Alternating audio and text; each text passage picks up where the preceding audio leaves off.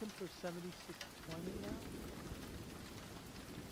So you seem to have found some bids at 15, 16. If you are long, you want to be selling into the 18s and the 19s, right? Sell them, sell them, sell them, sell them. There's going to be a seller up here when you tackle the 20s. There's enough people short under 17, 15. You'll get a nice push up to 22. How can you tell whether someone is a seller or a buyer? You just watch the ask views. Good question. The seller is the red line. The buyer is the green. So if buyers are coming into the market, this red line will start moving higher. The ask or the offer. It's a beautiful concept that nobody talks about. So you have the seller and the buyer, right? If the seller starts raising prices, it means buyers are coming in. So you can see when the candles are moving higher like that, when the highs of the candles are moving up, means the sellers are moving price up to take advantage of more buyers. It's really simple, but it's not talked about. So when it's not talked about, people aren't used to hearing it, and it sounds kind of weird. Good stuff, Sticky. Good stuff.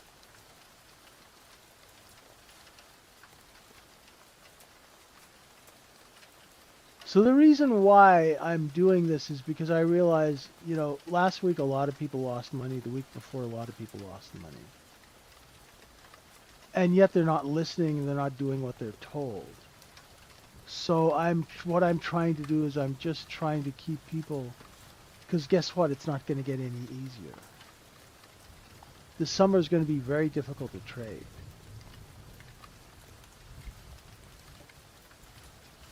Right? So you need to get better. Simple. And if you want to get better, we'll help you. All you got to do is listen. All you got to do is listen. And a little common sense goes a long way, my friends. A little common sense goes a long way. All right, we're in this sideways sort of distribution. Right, you've got one here, you've got another one here.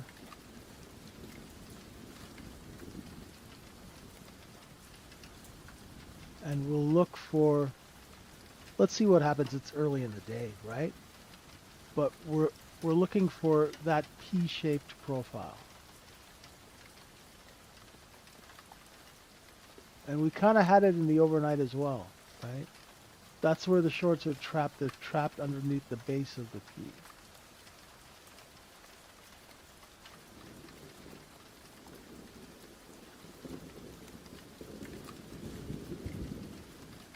Right, so we do have sellers at 20. Now let's see when it backfills and moves down, where does it stop selling?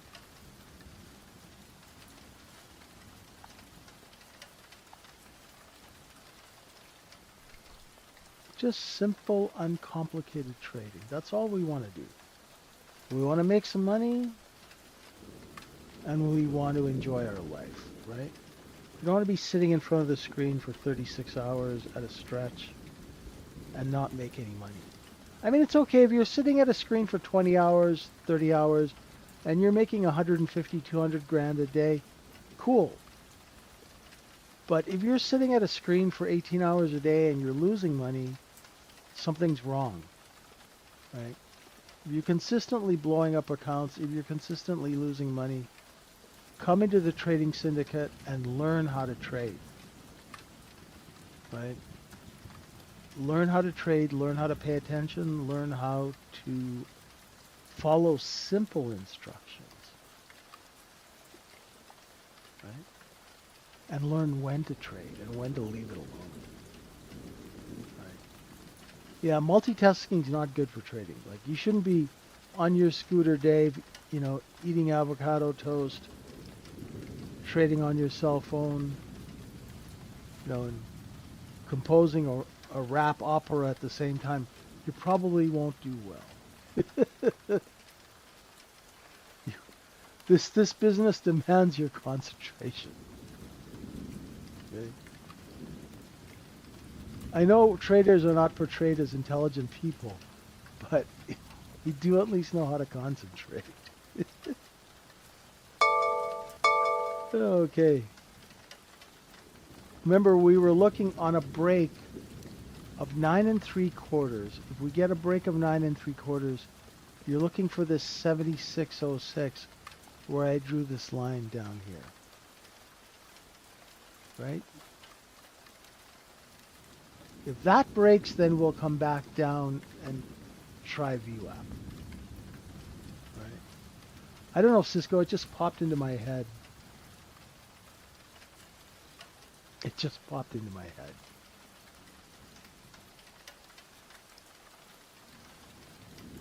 So right now we can't even get down to the overnight high. There should be some buy orders here because everybody's trapped short here. And they've been averaging up here. So when it comes back down, you'll see it bid, right? You'll see whether the levels are working. Right now, 9 3/4 is working quite nicely. Now let's see where they sell into it, right? Let's see where they sell into it.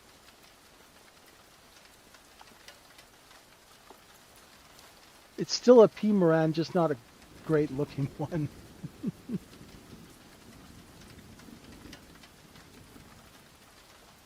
It would be wonderful to get some liquidation. Nice work, Aaron. Way to recover. Good recovery. Good recovery.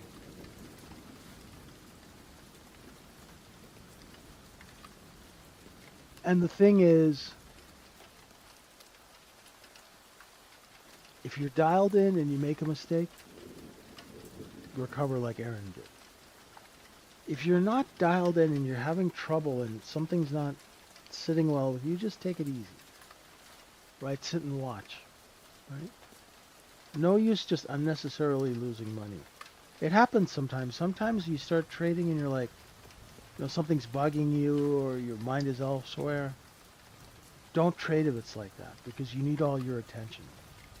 Right? The market's not going to go anywhere, so it'll be there when you're ready. Just make sure you're ready. Right? Sometimes Monday mornings are tough. We haven't traded for a couple of days.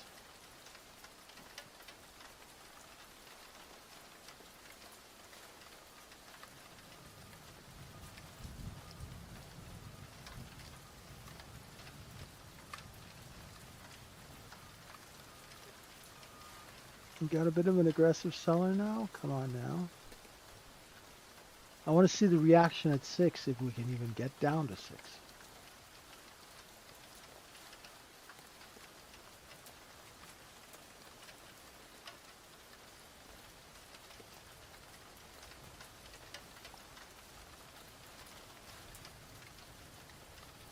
Now watch this candle, see where they sell into it. Right, the first green candle after like a few red ones. So you know there's a seller at 14. So say had you bought 11, go sell the 13s, right? Sell 12 and a half, 13 because you know that there's a seller there. You might as well sell with them. You're going to need a break of 14 to look for 15, 16. Let's see what happens on this candle. Remember, this is a brand new contract, so I have no idea how it's going to react. And remember, the order flow right now is being split between two contracts, the old one and the young one. And the old one and the new one, not the young one. So if you do get a split of order flow, you're not going to have as much follow through on both sides. Okay? Good stuff, Aaron.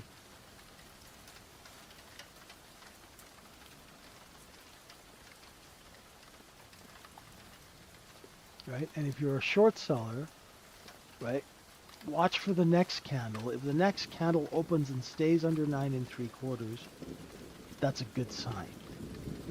The more candles you get under 9 3/4, it means that there's a seller.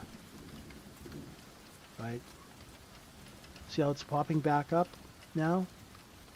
So the seller under 9 3/4, they saw buyers and they're raising price. So let's see what happens on the next candle. Right, we need the sellers to lower price. Right, we need them to compete and lower price under 9.5, 9 3/4. Here we go. So there's that candle. There, the sellers under 9 3/4. So if you're shorting this area, go put some bids at 6. Right, so you short 8.5 down to 6, a couple of points. Okay. Now let's see if it breaks that 6 and hits the overnight high, which is at 2 1/4. Okay, VWAP is right there at 98, so there are going to be some buy orders underneath the open. Okay, so be prepared. Right, that short might not have lasted more than a minute. If we accept back over 10, 11,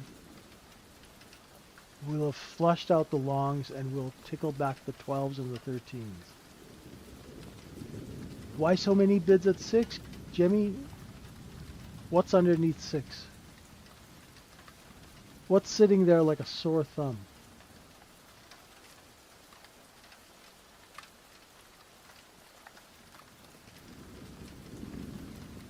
The overnight high. The overnight high at 76.02. There's so many bids at 6 because they're front running the overnight high. VWAP is at 98. The overnight high is at 2. You're okay, Guerrilla, not a big deal. But they're front running the overnight high. What's the difference between waiting next candle open and watching sellers on the same candle? It's just time, Italian trader. Right? In this market, sometimes it takes time for orders to come in and develop. In a perfect world, I like to wait for the next candle to open and give me that information. Like right now, I can't tell if it's going to go up or down. Right? It's going back and forth over 9 3/4, but there's no follow through yet. We had follow through up to 14, and then we had follow through down to 6. So 6 to 14 is kind of like a balance now, just based on 2 candles. So let's see if we can take out that 6. And if we take out 6 this time, can we come down and tickle the 3s and the 2s? It's all structure. The reason why there's so much buying under 2 is because everyone's trapped short under 2. So when it gets anywhere close to 2, they come in and start buying 6, 7, 8, 9. Now you have to remember that the people who are trapped short under 2, they're not trapped with 2 or 3 retail contracts. These are people who are trapped size. So they would like to buy it cheaper, but they have to buy hundreds of contracts, if not thousands. So they will buy where they can, not where they want to. And that's a huge difference in business. Because in business, if you're a size participant, you have to transact where it's feasible, right? You have to transact where, if I'm a buyer of 1,000 contracts, sure, I'd like to get them at like $5, but what if they're not going under 7? You got to buy them at 7. Can't be delusional, right? Because it's a business, and your business is to turn cash into inventory and then back to cash. So you have to take them back where you can, not where you want to, because you're trading size. Just like sometimes they go, oh, why don't they sell higher? Because they've got thousands of contracts to sell, and there's 200 other people in there selling the exact same contract who are looking to steal your customer.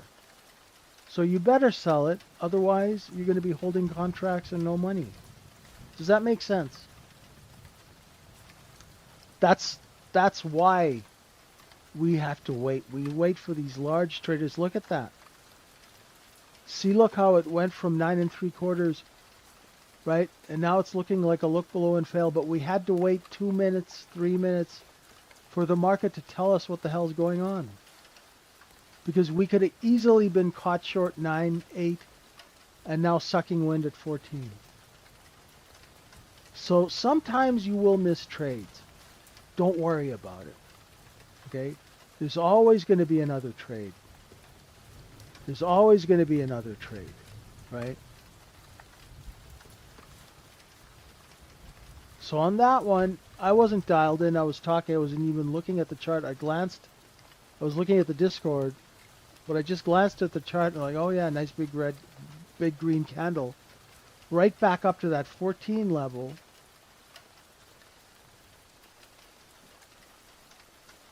Yeah, I'd rather miss a trade any day than get stuck in a bad one, man.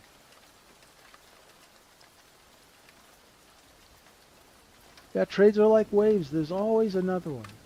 You know, it's not like the market is like the carnival. It's not gonna, pack up and move town next week and be gone, right?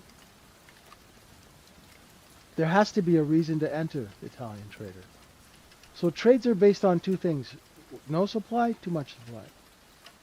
So if there's no supply under a level, you buy some and you become the supply and sell it up.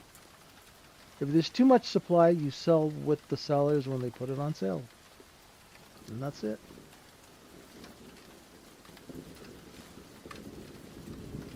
For me, I would have waited till we cleared 14. I would have been buying 11 and 12, using 10 and 9 as a stop, and I'd be out here at 13. Right? If I was long 10, 11, 12, I'd be selling 13, 14. Because there's a seller there. You can see him. It's plain as day. See? And you got to be quick. You have to be quick. This is why I train people in my private coaching. I train them the physical ins and outs on trading with their software so they don't hesitate. So they know where their orders are. They know how to use their software. And they can trade in a fluid manner. Other than going, where I gotta put the buy, here. By the time the trade's gone. Right? You have to be able to execute in this market without hesitation. Learn how to trade quickly. It's not because you want to do 200 scalps a day. You need your brain and your body to move quickly in a market that is volatile. Otherwise, they will eat you for lunch. Right? Unless you can move quickly, you will get destroyed, especially if you're trying to trade regular trading hours. It's really, really very family friendly. It's like the teacups at Disneyland right now. 90% of you that I'm talking to have never even seen real volatility. Right? You have no idea what real volatility is like. Real volatility is when it's jumping 20, 30 points in like 30 seconds. In 10 seconds. Because the order books are thin and it's just bopping around. And you have to know how to trade that, or you have to have the common sense to not trade it. That's why we want to teach you how to do business when it's smart to do business. Get it? Right? You want to do business when it makes sense, when it's smart to do business, not when you're at risk. Right? Yeah, I don't know why anyone would trade gold. Unless you got a lot of money and you have some skill. Right? It's a thin market.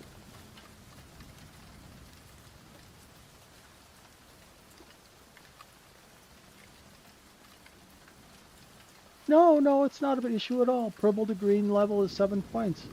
Even if you get half of that, you get 3.5 points a trade, Milo. You're doing great.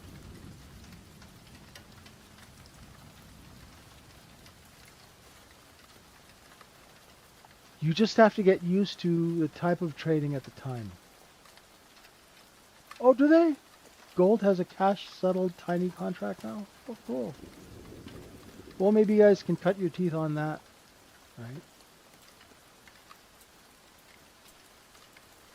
Whatever you trade, whether it's ES or NQ, learn the market.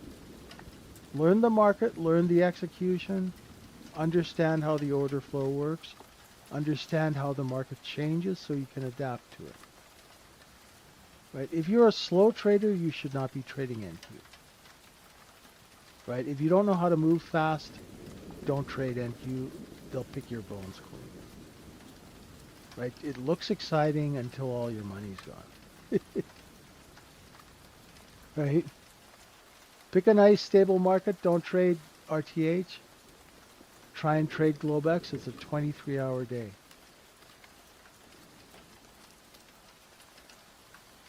What else? Oh boy, what else? What else? What else?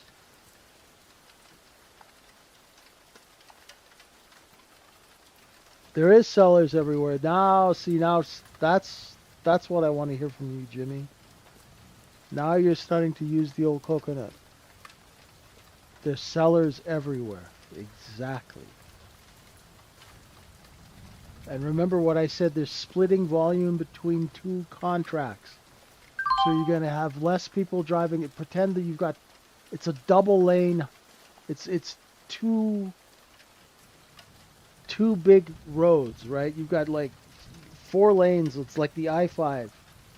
So there's not as much traffic. You go put all that traffic on one road, you'll get congestion and you'll get movement, right? So we're taking the regular volume and we're splitting it between two products, the old and the new contract. That's why it's a little choppy. That'll get better as the week goes on.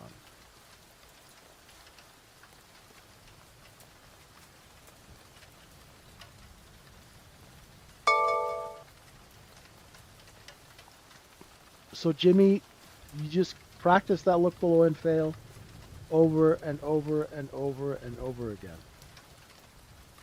Right, put your blinders on and just take it on the sim, make notes. Take it on the sim, make notes. Keep doing that until you get the execution down. Nice rotation. VPOC is 76, 13 and change, right? Yeah, there's a nice little box here. It's a little choppy, but sellers at 14 and they kind of stop selling at, I'd say 8, 7.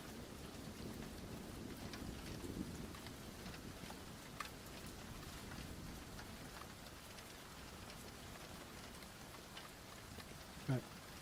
I am, in the back of my head, I'm short biased, right? I'm looking for an inventory correction lower, right? I say it out loud, so I'm aware of it, right? But right now, every time we get anywhere near 6, 7, 8, 9, boom, there's a buyer, right? Can you speak about the difference in zone levels and how that makes a difference in trading them versus your levels? Oh, it's the same process, yeah. It's the same process. So you have a cost basis Milo, 2 times profit, 4 times profit, 2 times discount, 4 times discount. So when you're trying to buy at the lowest possible level, so you get the best discount. When you're shorting, you want it to look above and fail at the highest possible level, so you'll ensure that selling competition. Your zones are great. Now all you have to do is kind of settle into the zone and think about what's happening in the zone, right? Remember, the chart is a chart of the distribution of inventory. So all of the inventory for us now is underneath the overnight high, right? That's where all the inventory is, right? The overnight point of control is down here at 75.90. We're selling that product at 76.14. So this is distribution. Let me just get rid of, hang on. If I get rid of all these drawings, you'll see. Right? There's Friday's inventory. Friday's inventory is here. And so we're taking Friday's inventory and we took it and we sold it at night up here, and that brought buyers, right? And there's a big gap here where there's no supply. So if you look, check this out. Real simple. This doesn't have to be complicated.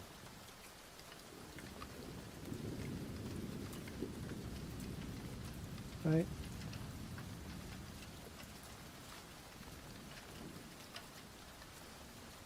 All we're doing, my friends, is just taking this and selling it up here. Right? This is distribution. This was distribution too of Friday's product But guess what happened? This distribution, it brought buyers. So the people who are short here, they came in and they're trapped and trying to buy here. And people who short, if they short here enough and we take out that high, we will get that move. For now, let's see what happens.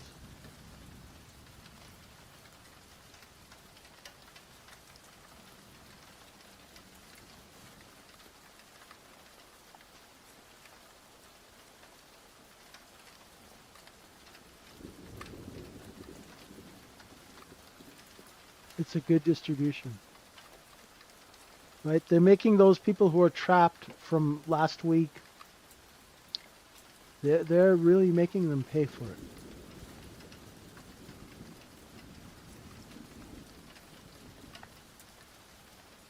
Any questions?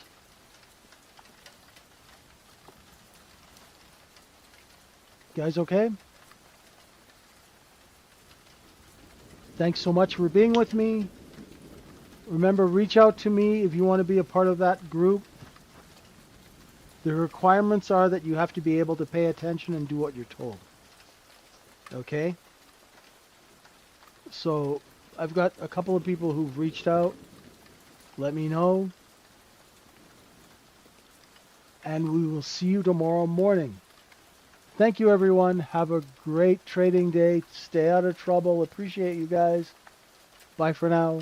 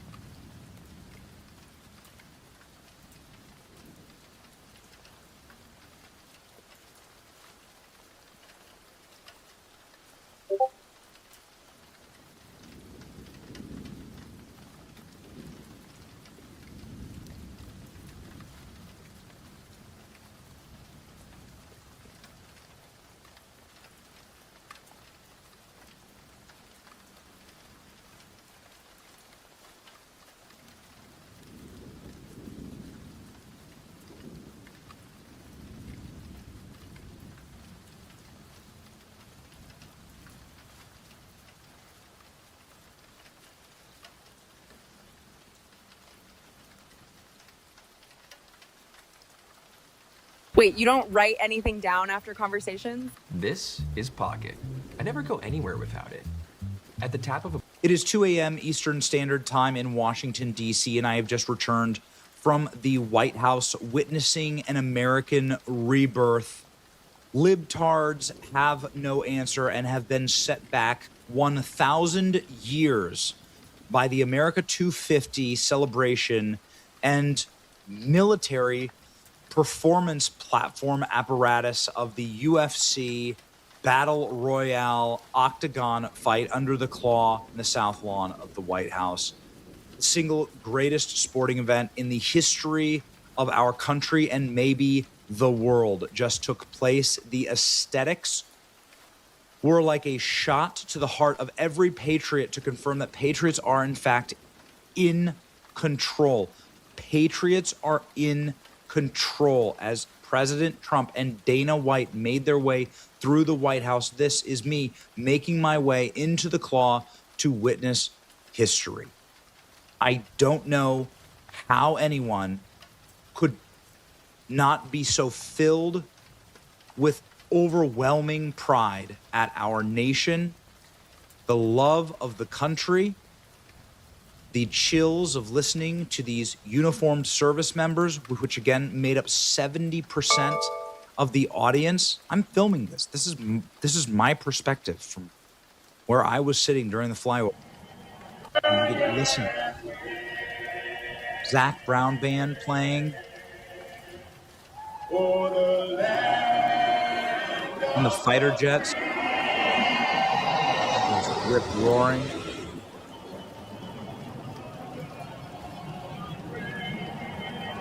In the Empire submission formation, and we saw submission after submission after submission. My boy, Bo Nickel, crushing. You saw Canadians get KO'd. Sugar Sean, ladies and gentlemen, just absolutely demolishing his opponent. Bo Nickel, who I consider a friend and has been a friend of our program, has been on the show a couple of times, going over and dapping up Trump. He told me he was going to dap up Trump after he submits his opponent, and he did, a man of his word. Same thing with Sean O'Malley. Just pure energy, love, and respect. The two fighters, Sean O'Malley sleeps a Canadian. The crowd goes insane. The crowd goes absolutely ballistic. I don't know what else to say, man. This was a shot to the heart that the nation needed. It was so beautiful to see everybody unite around something that we could all agree with. That America kicks ass, that combat sports kick ass, that there's something worth fighting for in this nation, that we can put on these productions and highlight our military and first responders and the strength of our country right after making a historic peace deal, and that not everything has to be toxic, political, or divisive. Actually, if we like the toxicity and divisiveness of like the Pride Month transgender grotesqueness of Joe Biden's last, year, 2 years ago, right? They were all taking off their clothes and prancing around the White House lawn in front of children. That's what they were doing. We don't have to do that. That's decline. Decline is a choice. Was there a single moment during Biden's autopen presidency that made you feel proud? This stuff is just so cool. It is badass. That's my takeaway. Melania Trump walked out stunning, just stunning. Aura maxing, stunning. Look at this, Melania. Come on. Makes you proud to be an American. Pete Hegseth firing up the troops. These guys are ready to run through a wall. Pete Hegseth is there, Secretary of Defense. Gets the people going. How can you be against this? The summer of the Patriot is officially here. Americans One, American fighters were thrilling to watch and just absolutely exciting. Giving Trump a giant gold necklace. Josh Hokett. Again, and President Trump wearing his giant America 250 pin. I don't think there's ever been a more unifying, exhilarating, energetic, fun. Look at this, Tyson Fury wearing a Donald Trump for Prime Minister hat there, ringside. UFC White House event is the coolest thing ever, and you should be allowed to say that without being accused of being right-wing. Look at this. Look at this. Lopez standing on the ring. Just the aesthetics. It was just grandeur.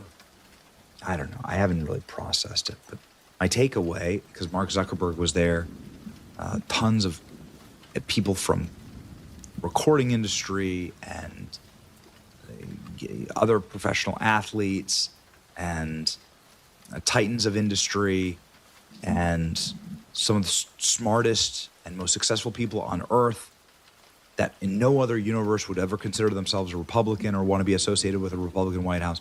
They were all there. And I guess my major takeaway is we run culture now. And all we had to do was go take it because nobody actually liked what the left was selling. This is what right-wing governments deliver for you. Patriots in control governments.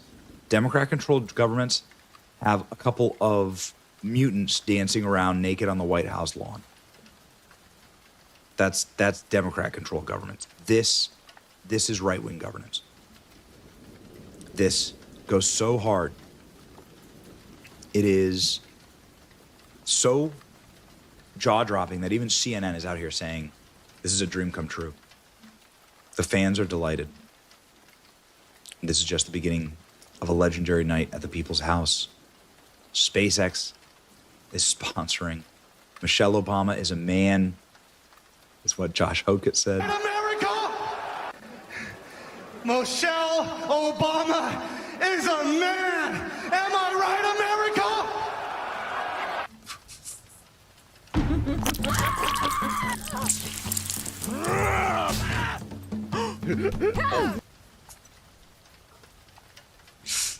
UFC event is probably the coolest thing I've ever seen in my life. I regret nothing. Two Americas tonight. That's right. They tried to counter program with one of the saddest, lamest, most libtard thing that's ever libtarded. Every winner at the UFC White House tonight is honoring and praising Jesus after their win, except for the guy that said Michelle Obama is a man. Thank God Trump won. I can watch the UFC fights at the White House with nothing but patriotic commercials in between instead of having to watch whatever left-wing, America-hating, land-acknowledging drag show commie trash Kamala Harris would have done. I voted for this. I'm not a Donald Trump supporter, but this is the coolest shit I've ever seen. It's called the Super Delta Formation. Ooh. The amount of liberals hate watching UFC is hilarious. Enjoy the show, losers. UFC at the White House, the most gangster American shit ever. You cannot convince me otherwise. F the haters. I don't care what anyone says. The pre-show is straight electricity. Fighters pulling up to the White House. Marine Corps band, pure patriotic energy.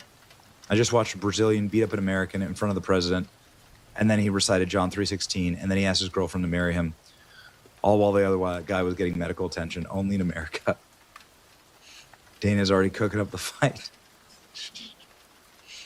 UFC is pretty damn sick, not gonna lie. I don't see the argument against it. And there have been presidents who host stuff way worse at the White House. That's exactly right. Such a monumental success. Total defeat for the America-hating leftists. Incredible watching all the Europeans here in the World Cup realize that America is indeed the greatest country in the world. The EU bureaucrats sold them a fake image of the US while holding their own nations back. We don't have to be held back. We can be a great country. We can be the country that the rest of the world actually thinks we are. We have God on our side. We should just embrace that. I'm not normally a UFC person, but my knowledge is playing Punch-Out on Nintendo when I was a kid. but this event is absolutely incredible. UFC is one of the most patriotic things I've ever seen. Liberals are mad about it. Imagine being a libtard and having to pretend the aesthetics of the White House UFC are not incredible. Also, some of the greatest matches, some of the greatest fights you've ever seen. White House UFC makes it okay for culture to be more masculine. This is a good thing. Masculinity built the world. It should be celebrated and honored. Trump put on an event with incredible aura. I watched from Australia, thinking it made America look cool as hell. Honestly, just effing awesome. It was effing awesome. Again, I'm still processing it. I'll record again. I'll record tomorrow on it. But it's okay to love America. It's okay to embrace how awesome this country is and America Max. And to say that America isn't done, we're not in controlled decline. America's just getting started. We own space. We have the greatest military in the world. We have the greatest people in the world. We have the biggest economy in the world. We still have free speech. We still have innovation. We still have a capitalist economy. We still have the ability to create and build and to unlock the human potential, the God-given human potential that our Creator gave us. And that's because our country was founded right by the right people. And we should embrace that those people were exceptional, incredible men, honor them, and honor them by being great Americans. And that's what it proved to me. It's the single greatest event of my entire life. I've never seen, I'll never witness anything like it ever again. And I'm deeply thankful that they let me go witness a part of history. Thank you for following along. Tons of other content that I have up on X, but proud to be an American more than ever. God bless you. And God bless the two men who made it all happen. And God bless America. See ya.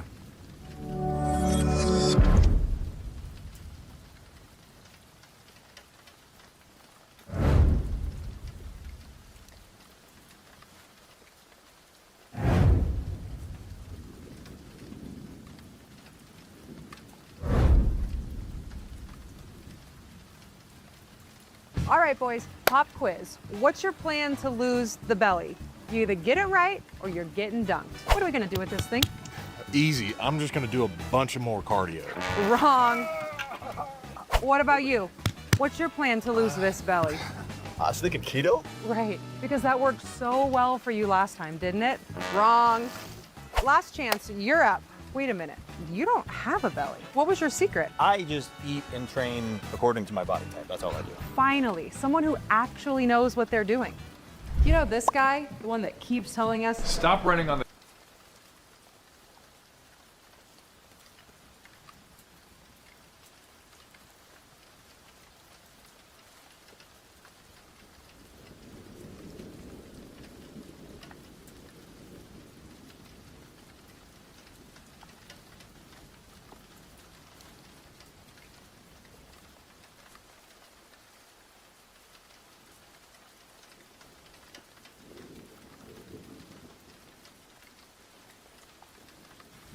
And President Trump announcing an historic peace deal with Iran on Truth Social, saying this new action will bring peace and security to the whole region. The deal is said to include traffic resuming in the Strait of Hormuz, the end of the U.S. blockade there, negotiations for Iran's nuclear enrichment and disposal of enriched uranium, sanctions relief, the release of frozen assets, and a ceasefire between Israel and Hezbollah in Lebanon. But all of that not happening in that order. President Trump says oil will drop fast once the strait is officially open. Some lingering doubts from the shipping industry over how soon prices will come down. Kepler is saying that they estimate around 500 large commercial vessels are currently in the Gulf.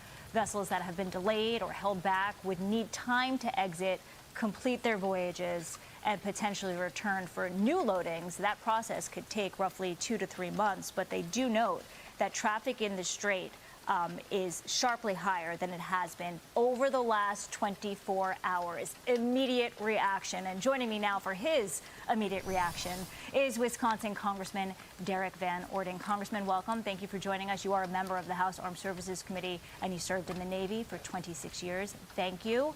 I want to know what you make of this deal and if you think Israel is the potential spoiler. I think it's fantastic. We're closer to long-term peace in the Middle East than we've been in a very, very long period of time, and it's solely due to Donald Trump's efforts, period. It's fantastic. Listen, the commodities market and oil operates a lot on emotion, and the shipping insurance market is so convoluted that the folks that own these vessels have to be incredibly cautious. So with this deal, we'll see the straits being opened, no tolls being charged for the vessels transiting the Straits of Hormuz, meaning that these crude oil prices are going to drop precipitously. But most importantly, Iran will not have a nuclear weapon. This incredibly dangerous, radical, Muslim mullah-controlled regime of Iran is responsible for the deaths of thousands of American citizens, including many of my friends. I served in not just in the Navy, but I love the Navy, but I was a Navy SEAL for an extended period of time, over 20 years. And these folks must never have a nuclear weapon. Imagine if Iran had a nuclear weapon now, what they could do to control the Straits. So what the president has done is ordered Pete Hegseth to make sure that they get rid of the conventional aspect of the Iranian military, which they have done, and we're making sure that they do not have a nuclear weapon, or they would continue to hold the world hostage economically. Congressman, let me ask you this. The president, when this all started, proposed the idea of the Iranian people taking over their country. But in an interview yesterday with the New York Times, he described the Ayatollah Mujtaba Khomeini as a pragmatist. What do you make of that? Well, listen, regime change and nation building doesn't work. I was in every conflict from the first Gulf War up until Syria. And every time the United States government, through the military, tries to go into a nation and dictate to them how they're going to run their country, it simply does not work. So making sure that we can help potentially set conditions for the Iranian people to rise up, that's something we can do. But if we go in and say, you know, we are going to put American-led people into the Iranian regime for them to take over, it simply won't work. What Donald Trump has done is what no president in living history has done, and that's learned from history itself. So he understands that the Iranian people have to determine their own form of government and how they are going to govern themselves. The state of FISA is up in the air after the Surveillance Act expired on Friday. Both chambers of Congress failing to pass an extension, but this was for the first time since FISA's inception. This is happening as World Cup matches begin across the country. They're expected to draw in more than 5 million foreign visitors. And many in Congress are raising the alarm that this lapse in surveillance threatens the country's safety. Of course, this is ahead of America's 250th celebration kicking off. I mean, Congressman, what is your take on FISA lapsing? Well, so this FISA is not what it used to be. It needed massive reform. We passed the RISA Act, and then with this version of FISA, there's over 60 meaningful reforms to FISA itself, including criminalizing abuse of the system. And it's verbatim. If you abuse this system, you go to prison. And that's what I want to see with those rogue FBI agents, and that's what my constituents want to see. We cannot weaponize the United States government. And so this version of FISA, as I said, had over 60 very meaningful reforms to make sure if it's abused, the people that were abusing it go to prison. So, in fact, this is rather dangerous to not have access to this. And remember, people are talking about having subpoenas to spy on American citizens. That is pre-existing, and it's solidified and strengthened in this version of FISA. Listen, I do not want the United States government spying on American citizens, period, nor do my constituents. And this version of FISA made sure that that would not happen. And so we do need to be very cautious.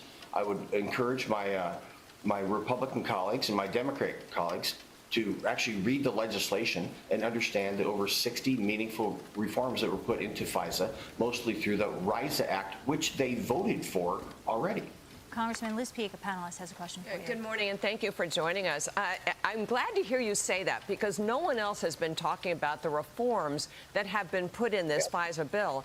But isn't it the case that Democrats we're having a hissy fit about Bill Pulte being made head DNI, the Director of National Intelligence, and now that Jay Clayton has been nominated for that post? Isn't this likely just to happen? I mean, isn't that sort of removing the main obstacle? Yeah, Liz, well, do me a favor. Don't tell anybody that I actually do all of my homework and I read every piece of legislation that I vote on. I mean, that's so unusual. It's so I know, great. a little bit more of that in D.C. It's refreshing, isn't it? Hey, listen, right now the Democrats have proven that they're going to put national security underneath their political wants and needs. Let's remember this. Over 100 Democrats voted to not deport criminal illegal aliens that are convicted of raping and murdering American citizens. You can't circle that square or square that circle. You just can't do it. So the Democrat Party right now is not John F. Kennedy's Democrat Party. 100% no. They're willing to put politics and the lust for raw political power over the national security, and I'm simply unwilling to do that. Thank you. Congressman Derek Van Orden, we appreciate the time. And coming up, You're welcome. President Trump on his way to the G7 summit in France right now after announcing this historic peace deal with Iran.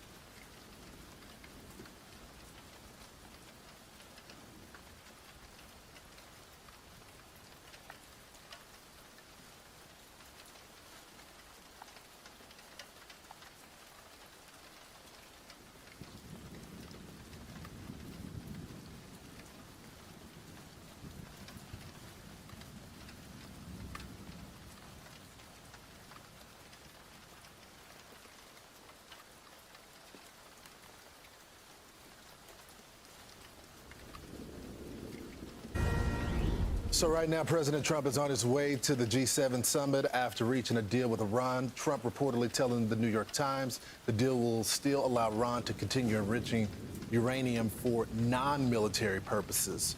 Former President Obama casting doubt on how it's different from his own deal. It is doubtful that any agreement that arises is going to be significantly different or a significant improvement from the deal that we had in the first place, and had worked for a long stretch of time before the United States pulled out of it. Let's bring in Fox News contributor Mark Thiessen. Mark, I would say this to the former president's point. The difference is that the president dismantled their military in full. Yeah. Of course, you got some missiles still left, and it takes away the uranium that is there. So I would say that's the key difference, right? Well, first of all, it's the exact same deal except for 14,000 military strikes that buried their entire nuclear program under rubble so deep that the Iranians have told us that they actually can't get to it. If we want the nuclear dust, we're going to have to come in and get it. Destroyed 82% of their defense industrial base, sunk their entire navy, grounded their entire air force, and also, by the way, the Ayatollah Khamenei, Qasem Soleimani, and like the top 2 tiers of their leadership are dead. But other than that, it's exactly like the Obama nuclear deal. Yeah, so tell me, there are some concerns, and let's go through the proposed deal. Yeah. The resumption of the traffic in the Strait of Hormuz. It ends the blockade on Iran. Negotiations around nuclear enrichment, disposal, and enrichment. That's the president saying he's going to get rid of that dust within the next 60 days. And then some sanctions release, and then the release of some of the frozen Iranian funds tied to Tehran's compliance. Okay, so, and then, of course, can't forget about the ceasefire between Israel and Hezbollah in Lebanon. Yeah. What are your concerns? Because, you know, I look at it, and I said this early in the show, the president has now put Iran in a cage, and I believe he will leave them there. But there will be another president, and the question is, will they keep him there? Yeah, so a couple of things. One, we don't know the details of the deal yet. We don't know what has been agreed to, and the nuclear part is still to be negotiated. This is just an agreement to negotiate the nuclear side. So that's one problem. Another problem is that Trump's only going to be president for 2.5 years. Yes. And at some point, we could have another weak president like Barack Obama, like Joe Biden, and they're not going to comply with it. And the third problem is that the Iranian regime, thanks to all those military strikes, is on its back. And a deal, even a good deal, helps them get up. Because, I mean, right now, we're opening up the strait, we're lifting the blockade. That's billions of dollars going into the Iranian regime's coffers without them having done anything. Yeah. And then apparently we're going to give them, sanctions relief and reconstruction based on performance. But that means that we're going to be giving them a lifeline to revive their regime after we had decimated it. That is a huge problem. Because the Iranians may comply for a short period of time, but then we're going to have a weak American president, and they're going to have gotten the money. And then there's talk of a reconstruction fund of hundreds of billions of dollars. They'll be like doing a Marshall Plan for Germany while the Nazis were still in power. So I'm anxious to see what the details of the deal are and what gets negotiated, but I'm concerned. I agree. I'm out of time, Mark, but also that last element of the proxies. It has to be clear that Israel is not attacking Lebanon, but they are attacking Hezbollah, which is funded by Iran. And that portion, if this is included in the deal, that portion alone is going to blow this up very quickly if not handled appropriately. Thank you so much for joining the program. Be sure to like and subscribe for all the Fox News latest on YouTube and catch full shows streaming now on Fox One. You know these guys as the world's best grill cleaning brush. Well, here we have got rescue gloves. The McElmore boys are cooking with Anthony and Scott. We've got a live barbecue activation going on. And the McElmore boys, if you see us in all of our social media, we're using these gloves right here, tossing tomahawks and carrying hot things off the grill. Guys, tell me, why did y'all start and do the grill rescue gloves? Well, you know, the gloves were an inspiration. We made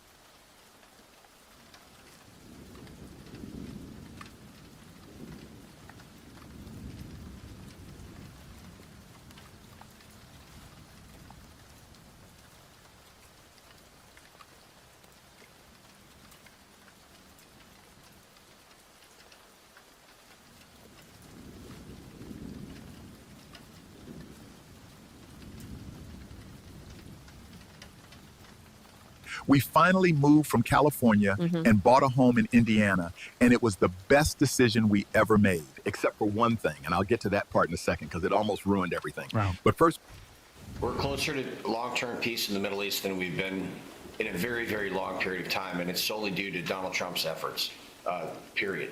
It's fantastic. Listen, the commodities market and oil operates a lot on emotion, and the shipping insurance market is so convoluted that the folks that own these vessels have to be incredibly cautious.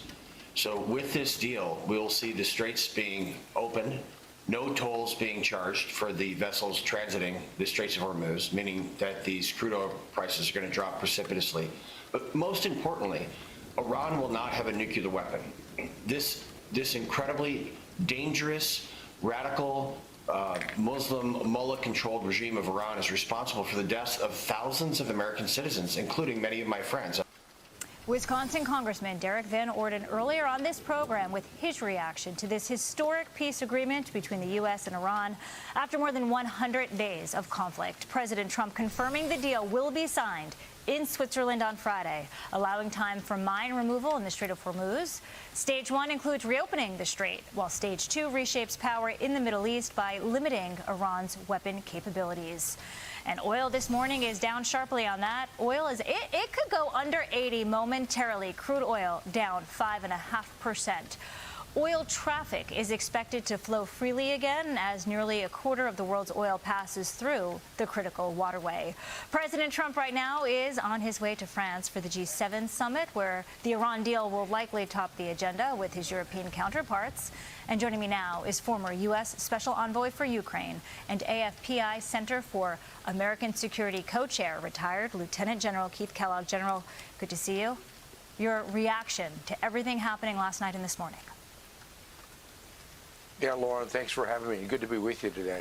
Look, give full credit to President Trump on doing this and actually shutting down Iranian's nuclear program, because presidents before him always talked about it, but they haven't done anything about it. And then even yesterday on some of the programs, you had people talking about it in a negative manner. Look, the Joint Comprehensive Plan of Action, better known as the Iran nuclear plan, was set up in 2015, but it had sunset clauses, and right now some of those clauses would have expired.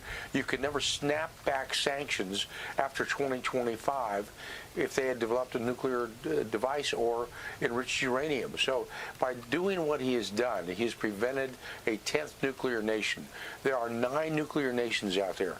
You handle a nuclear nation much differently than a non-nuclear nation. So give him full credit for that, and people need to really understand what he's done. The regular people out there on the street need to understand what he has done. He's prevented a Middle East arms race, because if the Iranians would have gotten a nuclear weapon, the Saudis would have gotten a nuclear weapon, the Emiratis would have gotten a nuclear weapon, and the Iranians and the theocratic government in Iran would just be nuts enough to try to use one against Israel or somebody else. So I think what the president has done is not for your generation or my generation, but the fact he's done something very positive for our grandchildren and our children as well. So I give him full credit for that. Let's see what happens with the details and putting together with the memorandum, kind of with the final details out there.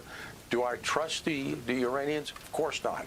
I sort of like trusting the North Koreans. You don't. It's based on their past history. But it's a pretty darn good way to start a negotiations deal, and the fact that they've got a totally depleted military and their influence is way, way down in the Middle East. So I feel pretty good about it this morning. Yeah, Barack Obama is casting doubt on this deal and any deal that President Trump would reach with Iran, suggesting it might not be much different than what he did during his time as president. He was talking about the JCPOA, but General, you are outlining that this potential deal is very much different. Well, it is, because when Obama set up the deal, and it's conveniently lost in a lot of the discussion, is that there were sunset clauses. The sunset clauses were enriched uranium, on the centrifuges. So after starting in 2025, those would have all expired and you couldn't snap them back. The sanctions would not snap back. People seem to forget that. That was the biggest reason in Trump 1 where we had a concern about the Iran nuclear deal, because it was just a period of time till it came back. And then everybody would have said, well, it's too late to do something about it. No, it's not. President Trump realized he didn't want to do this for future generations to let Iran have a nuclear weapon, especially with a theocratic government in charge of Iran. Give him full credit for that. It's nice for Obama to say that, but he's the one who created it with Secretary Kerry and having a snapback, known snapback provisions and sunset clauses. It's on his watch. Yeah, General, our young conservative, Brylan Hollihand, was talking about how his generation is optimistic about this. And he has a question for you right now. Brylan?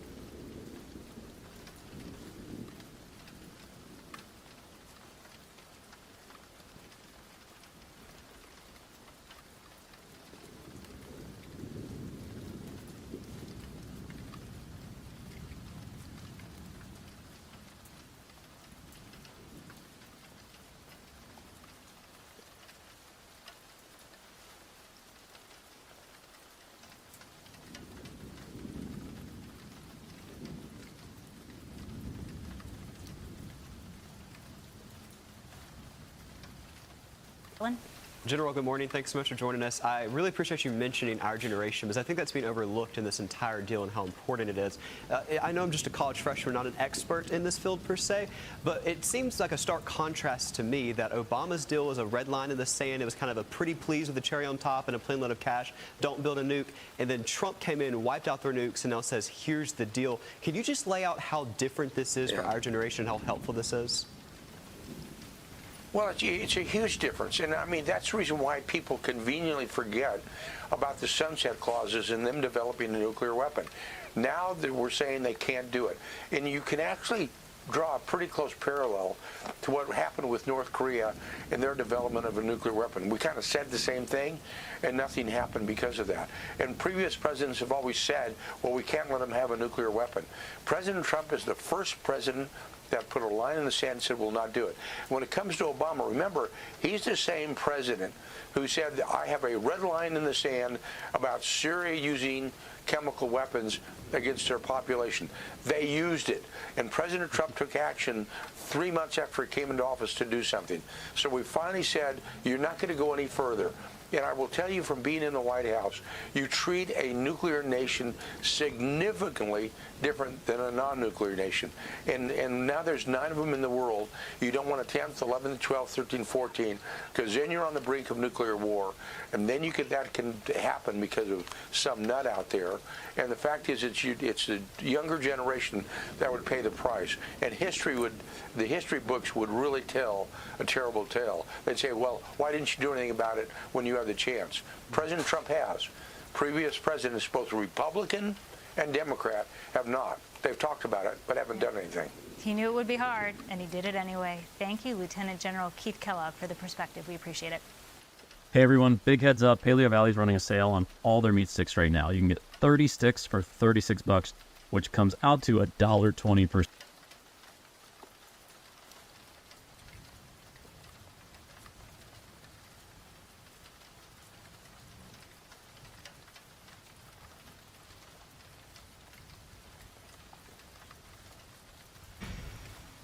After more than 100 days of conflict, the U.S. and Iran have reached an agreement to end fighting and reopen the Strait of Hormuz, set for final signage. That deal Friday in Switzerland. Stage 1 includes reopening the strait and allowing time to remove the mines. Stage 2 reshapes power in the Middle East by limiting Tehran's weapon capabilities. All this is pushing oil way down this morning. You have WTI at $80.37 a barrel. Oil traffic is expected to flow freely once again as nearly a quarter of the world's oil passes through that critical waterway. It's been essentially stuck for over 3 months. Kepler is estimating 500 large commercial vessels currently trapped in the Gulf. Well, they can now get out. They can move their oil, and empty ones can get back in to fill up. But delayed ships will need time to complete their voyages, Kepler says, and return for new loadings. And they say that process could take up to 3 months. Meanwhile, President Trump right now on his way to France for the G7 summit, where the Iran deal will likely top the agenda with European leaders. He will first be greeted by Emmanuel Macron, followed by a working dinner. Joining me now is former Trump State Department Senior Advisor and Center for National Interest Senior Fellow, Christian Whiten. Christian, good morning to you. I mean, your thoughts on the Iran deal and what they're going to say about it at the G7 today? Well, I think it's good. Oil prices will come down, and eventually gasoline prices will come down, hopefully below an average of $4 a gallon. But I think there are a lot of questions. The Iranians don't actually see this deal, which isn't a deal. It's a vague memorandum of understanding that paves the way for further negotiations, during which the Iranians will do what the Iranians probably always do, which is prevaricate, delay, lie, steal, and then Donald Trump is going to have to decide whether he's going to go back to military force or accept something that's a lot like the Obama-era Iran nuclear deal. He's accomplished some very significant things in Iran. Most importantly, by destroying the centrifuges, to the extent they weren't destroyed in military actions last year against Iran. He never explained really what the difference was, and I don't think many people believe we were truly at the precipice of nuclear war, having been told last year that we set them back so much. Anyway, when you go to the G7, they're going to be happy. The Iranians are happy. The Europeans have always been against dealing harshly with Iran. They tried to work against maximum pressure in the first Trump campaign, but I don't know if you really want France's president or the highly unpopular Prime Minister of UK, who's going to be ousted from power pretty soon, or the German government, all of whom were against us throughout this entire thing, slap you on the back for a deal that's not great. So you think this deal is not great. And do you think there's more negotiation to be made between now and Friday? That's why we haven't seen what's in it. That's why we don't have the signing ceremony yet? I don't know. It's a question of who's going to sign this for the Iranian. Originally, there was talk of a digital signature, perhaps, so their dead supreme leader might be able to sign it in some sort of weekend at Bernie's scenario. So we'll see who's up and if he's able to use a pen, because we really haven't gotten a proof of life from who's in charge of Iran. And yeah, well, that's sort of to be determined. Christian, that's a good point, but there are reports that there will be a burial, a ceremony for the former Ayatollah this week in Iran. To me, that shows they're confident. It does. It's interesting, you know, you have to remember the Tiananmen Square uprising in China in 1989 was the result of a burial of a regime figure. Sometimes that does create some risk for political turbulence. Obviously, the Iranians very much attuned to this. You know, if you just step back, they're in a strong political position. The president started this war by saying Iranians rise up, but they haven't done that, nor have we taken any simple steps to make that happen. Trump is once again friends with Elon Musk, now the world's first trillionaire. They could have been jamming Starlink terminals, putting them into the hands of dissidents in Iran, taking other steps to promote a dissent movement, seem to do nothing of that steps. And so Trump arrives, you know, somewhat frankly politically weakened when he gets to Paris this week. For procurement managers, Grainger is the go-to partner that helps keep your healthcare facilities ready for patients. Because there's no time to manage. Meanwhile, Barack Obama is casting doubt on any deal President Trump does reach, suggesting it might not be much different from what he did during his time as president. Listen here, and then I'll get your reaction, Christian. It is doubtful that any agreement that arises is going to be significantly different or a significant improvement from the deal that we had in the first place and had worked for a long stretch of time before the United States pulled out of it. The notion that we can just bully our way or bomb our way to solutions may sometimes seem appealing, but the fact of the matter is that taking the time to explore diplomacy and exhaust the possibilities of coming up with deals that don't solve 100% of the problem, but solve 80, 90% of the problem, while avoiding the necessity of going to war. Yeah, but Christian, there are differences between this potentially and the JCPOA, like no sunset clauses, like a verification mechanism, no payment until you prove that you're living up to the deal. What are your thoughts? That's right. This deal is very different. But again, President Trump and J.D. Vance, who's been his point man on this, the one who's urged diplomacy and brought Pakistan and Qatar to the fore of this as our buddies, really haven't explained it. The payola is there, actually. Now, it's not going to be pallets of cash, which is what Obama sent to the Iranians as an inducement to sign the deal. But the belief on Capitol Hill that I have from usually reliable sources that $12 billion in sanctions relief will be released just for saying we have a deal. It's not going to be conditioned on removal of the nuclear dust or anything. So, you know, Trump should explain that the means of enriching the HEU, the centrifuge cascades, those are destroyed. It's sensitive equipment. That's a big deal. And that's a difference between the Obama deal, which enshrined Iran's nuclear program by letting them have the means of enrichment and by sunsetting. But it takes more than a couple of social media tweets and some desultory press conferences to get this across. Christian, your sources are telling you that $12 billion will be unfrozen immediately without conditions. Is that correct? That the Capitol Hill's belief is that, let me put it this way, that it may not be tomorrow, it may not be a single wire transfer, but throughout the course of negotiations over the next 60 days, we still don't actually have the text of the MOU, that there's an expectation that sanctions relief must occur promptly. Yeah, Now, but that could take the form of just releasing funds of oil that's already on the water, but that is cash to the regime, not pallets of cash, but sanctions relief. And it's, again, if you look at how this is being described in Tehran and in Jerusalem and here, very different understandings of what this agreement means. But the White House also knows that they do not want Iran to get a nuclear weapon, not now, but not in the future, when the president or a Republican is no longer in control. Yep, that's the plan.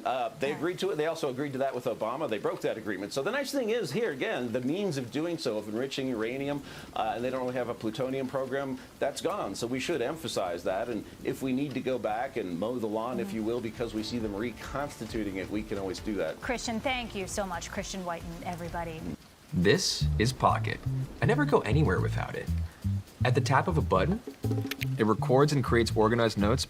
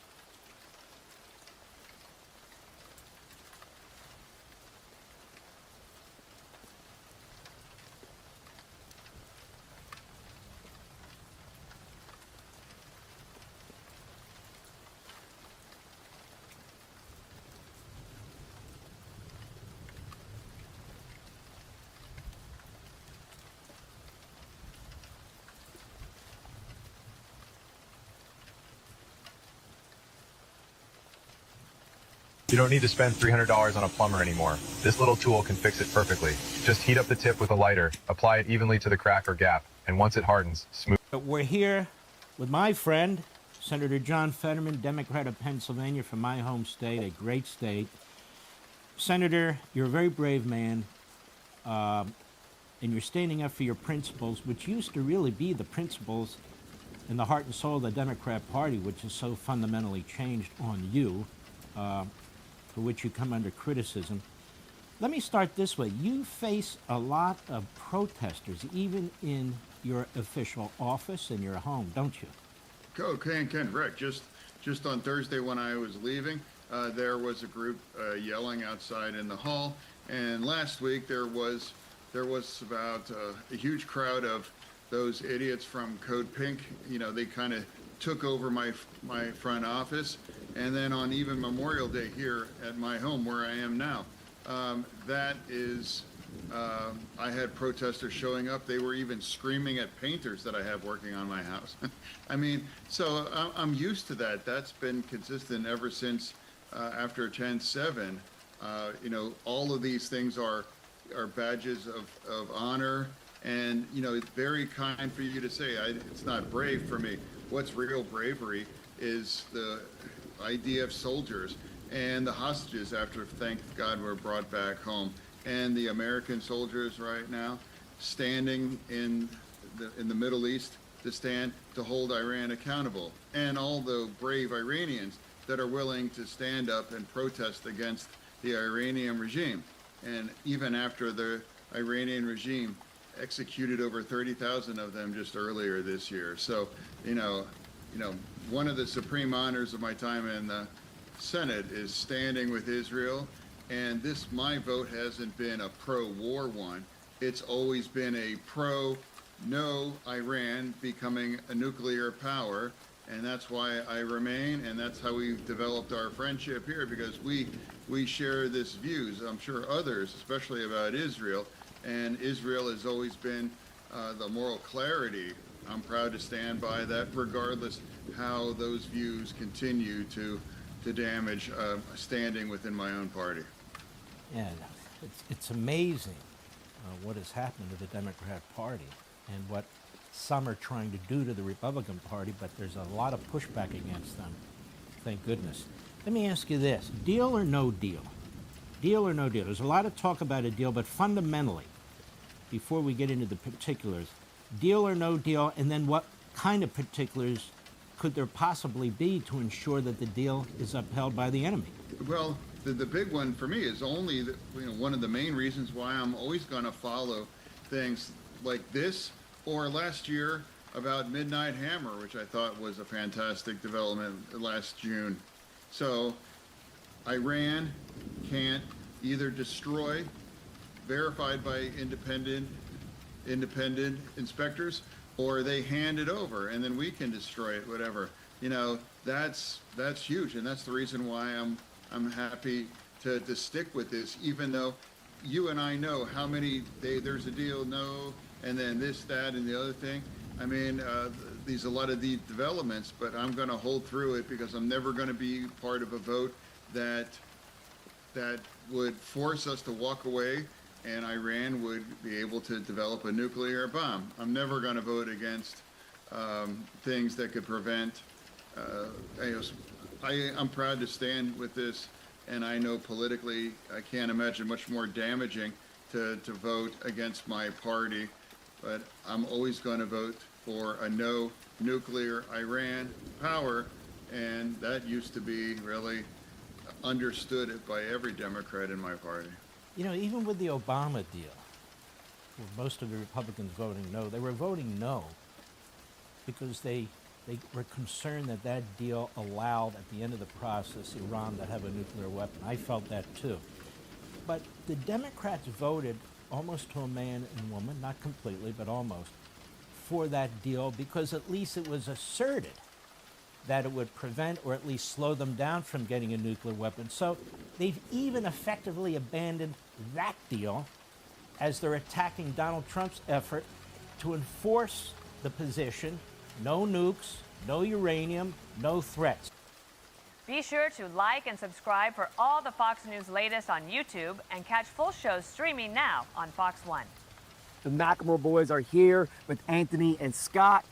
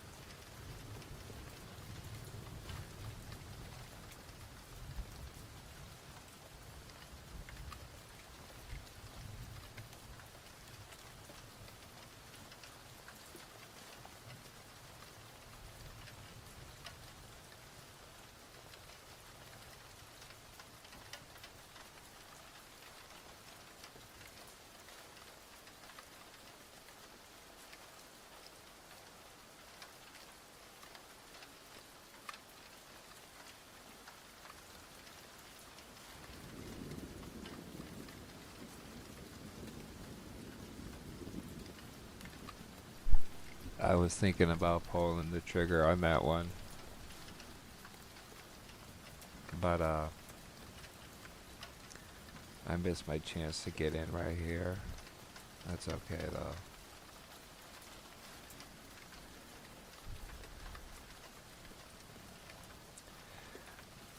This candle went so fast, it was like if you didn't get in, then you were chasing it.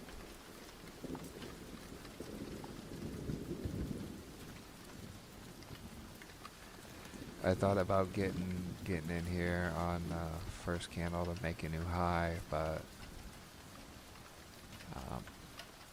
I just didn't feel like chasing it. You never know what some of these crazy stocks are gonna do.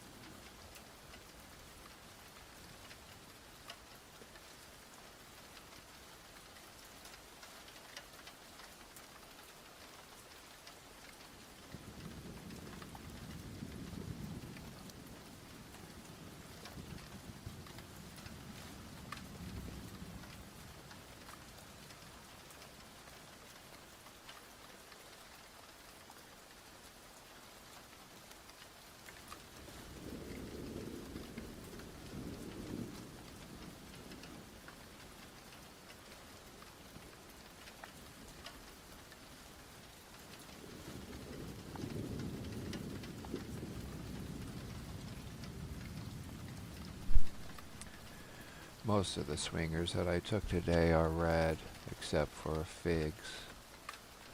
But F-cell is red. Our NUAI isn't red. It's pretty much flat.